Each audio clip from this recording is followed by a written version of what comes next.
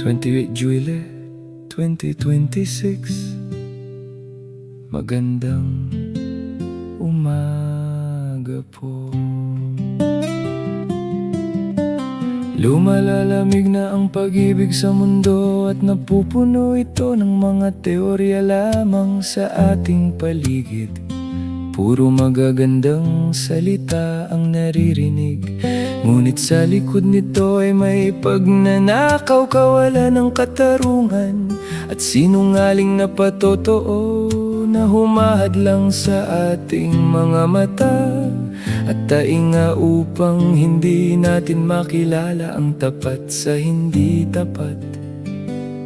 Ngayon, pinag-aralan natin kung paano makikilala ang mga huwad na pinuno na nagpapanggap na mabuti, ngunit gumagawa ng kasamaan at ang kaparusahang tatanggapin nila para sa kanilang mga kasalanan.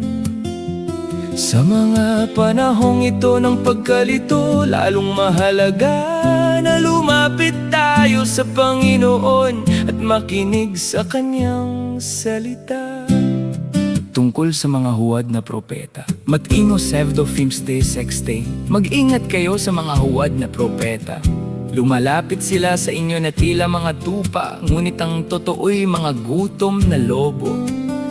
Makikilala ninyo sila sa kanilang mga gawa. Makakapitas ba kayo ng ubas sa punong matitinik o ng igos sa mga damong makakate?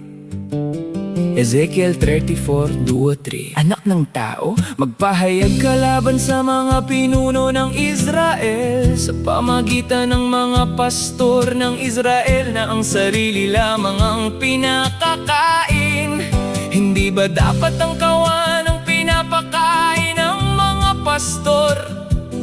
Kinakain ninyo ang taba, isinusuot ang lana, ngunit hindi ninyo pinapakain ang kawan.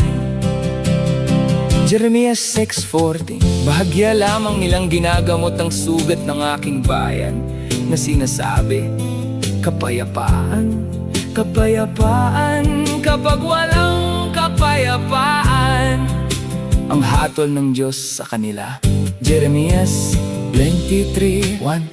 Sa kapahamakan ng mga pastor na nagpapahamak at nagpapakalat sa mga tupa sa aking pastulan, sabi ng Panginoon, dahil pinakalat ninyo ang aking kawan at itinaboy sila, parurusahan ko kayo dahil sa inyong mga masasamang gawa, sabi ng Panginoon.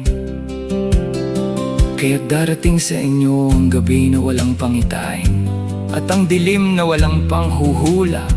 Ang araw ay lulubog sa mga propetang iyon at ang araw ay magiging madilim para sa kanila. Naway magkaroon kayo ng isang araw na puno ng karunungan. Naway maging isang linggo ito ng pagiging gising at tapat.